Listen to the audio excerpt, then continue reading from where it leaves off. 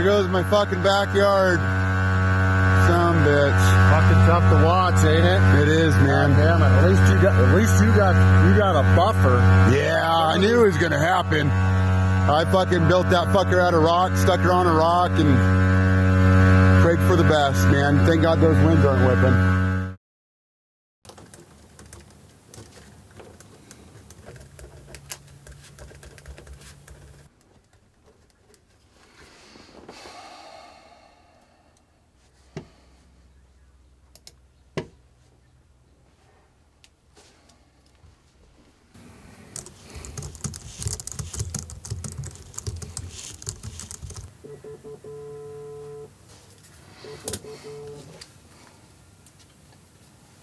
Hey, yeah, it's Matt.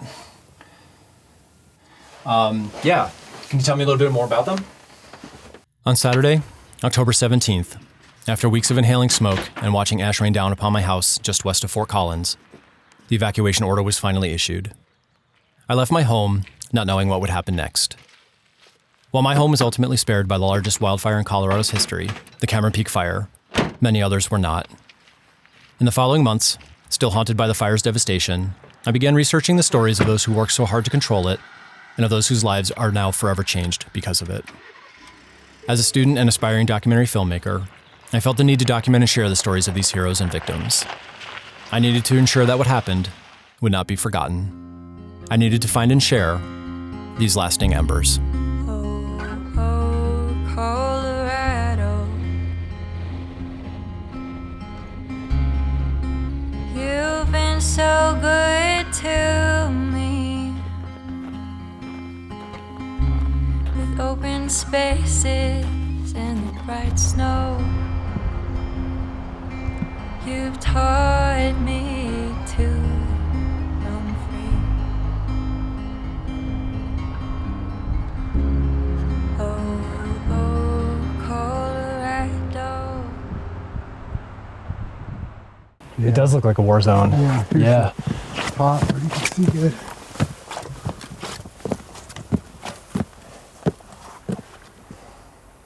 Okay. Yeah. And then it came Yeah, because it came down the trail, path of least resistance. The trail's just on the other side of the hill there. Okay. And then that night I could just watch it sucking trees back. And then it just came down. Damn. I know. And I'm filming. And I'm like right there, and we heard the tanks go up. Really? Kaboom! Kaboom!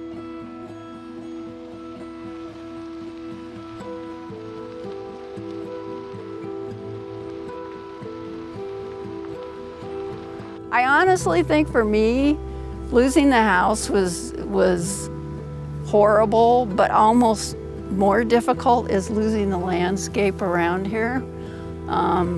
We had a lot of old growth ponderosas that dated back 400 or 500 years ago, and they're all burnt to a crisp. And it's gonna take a long time for that to all come back. And I won't be alive to see it, but my grandkids will be. And I think that's the way you have to look at it. In the forest, you know, it was very unhealthy, and it needed to burn. Maybe not quite this hot, but it needed to burn. And you know, it's just the way it is. And The statistics for wildfires in Colorado are showing an increasing trend. We've been seeing that 20 of the largest wildfires in Colorado history have happened in the last 20 years. A majority of them have happened in the last 10 years, and 4 of them happened last year. We're seeing the frequency of these fires, the scale of these fires increase, the cost of these fires is increasing. But in recent decades, because we have so many homes on the land, there's the pressure to say we got to stop it before it gets to any houses. And that's a discussion we're having to figure out, because that in itself is not a bad thing, but in doing that, we've built up so many of these older fuels over the years that we've got more susceptible trees. There's gonna have to be a discussion about what those strategies are, and that's certainly bigger than me. That's a community-wide, and it's a statewide discussion that we need to have. This is actually one of my favorite places in Colorado. Especially it's in my backyard. I live near Horsetooth Mountain. It's easy access for me to come up here. For me, it's a very special place. So when he suggested that, I honestly got a little nervous about coming here, because I knew the fire had come through here. I didn't know how much devastation there was. I didn't know, how much had burned. So this was the bathroom, and this was an old cast iron clawfoot tub And as you can see, it just melted right into the ground, which we found pretty fascinating because it must have burned really, really hot right here. And then over here, you see remnants of the old chamber pot. So that's what they used before the bathroom was put in. If they didn't want to get up in the middle of the night and go to the outhouse, they'd use the chamber pot. The feds want to see more black on the ground. There's no question about it. You think so? Oh, absolutely. Why? Why do you think that? Well, probably because they haven't mitigated it for the last 60 years. Yeah. It needs to burn. And anyone, you know, younger generations, they want to see it burn. I mean, they want to have good fire burn. Right. But, you know, they don't want it to torch with the winds. But there is good fire. I mean, like that hill, it only did a ground fire on it. And it burned good, you know. Particularly given the year we just had with the devastating fires, the large fires like East Troublesome and the Cameron Peak Fire, which was just west of here. And so we have a lot of folks, a lot of landowners who are really concerned, not only about fire danger, but the ones that were actually affected by fire. They're asking us about how to now help their scorched land, what they can do to kind of rehabilitate their land now that it's been, you know, burnt up, so to speak. Wildfire mitigation is all about reducing the chance that a fire can ignite your home.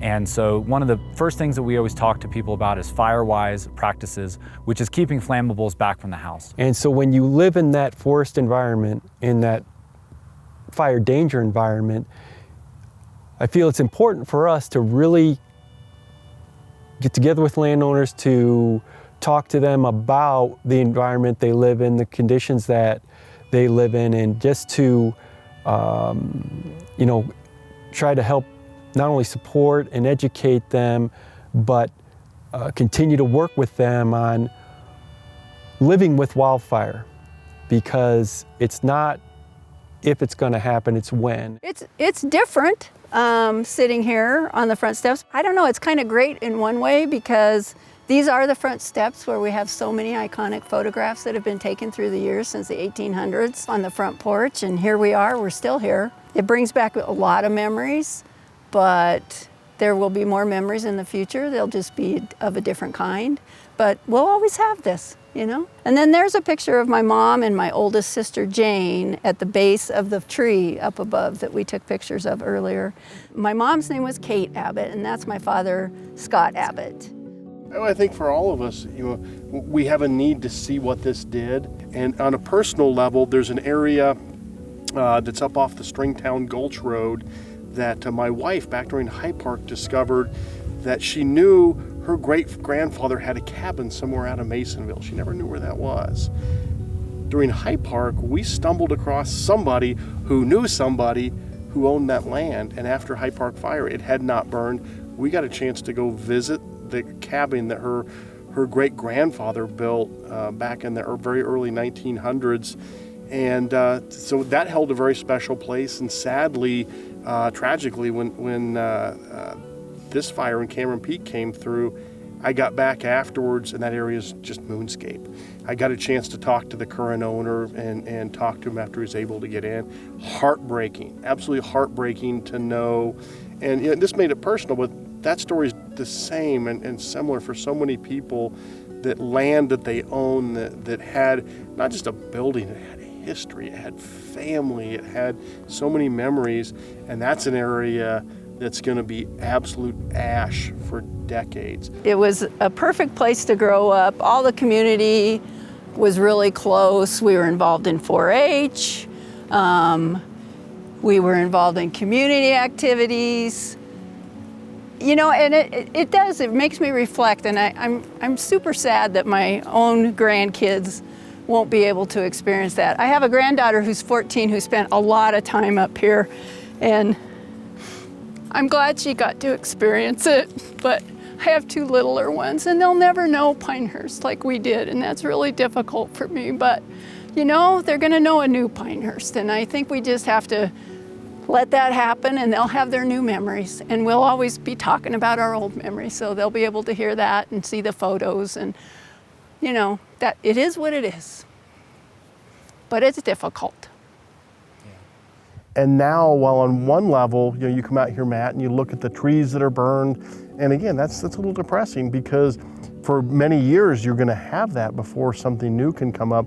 But as we're here today and we see the green, we get to see things that are greening up.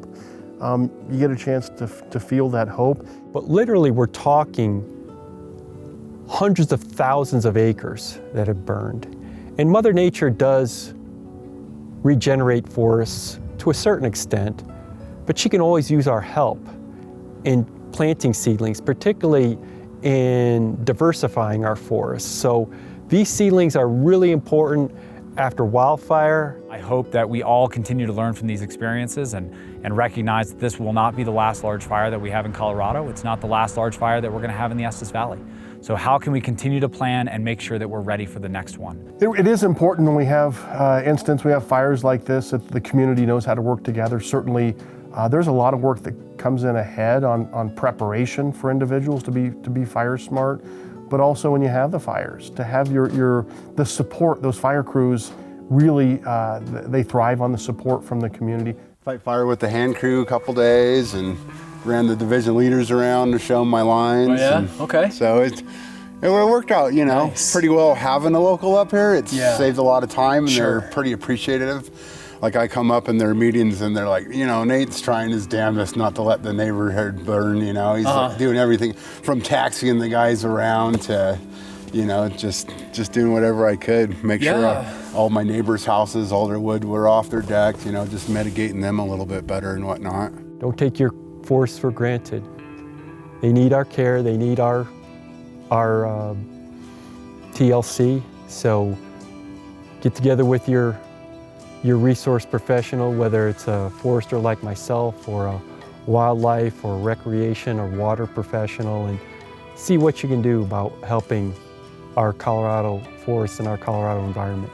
So what's it like for you seeing, you know, what this looks like right now? You know what?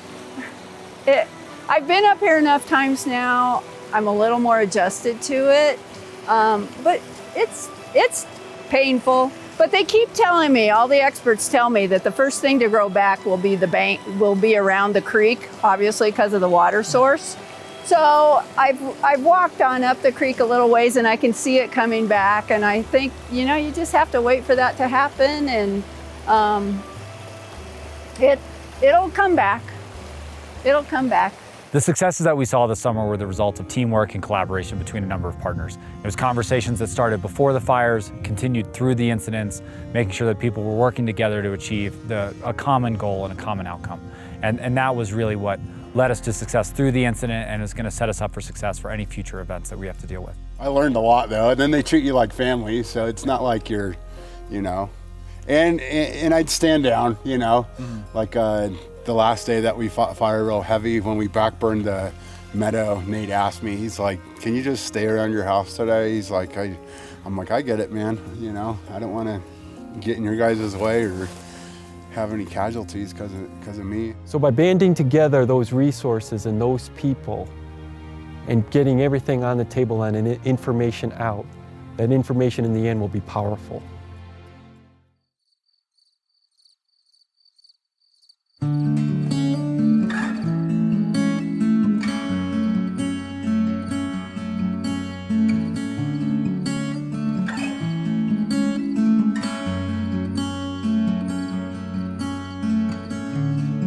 Oh, Colorado, you've been so good to me, with open spaces and the bright snow. You've taught me to roam free.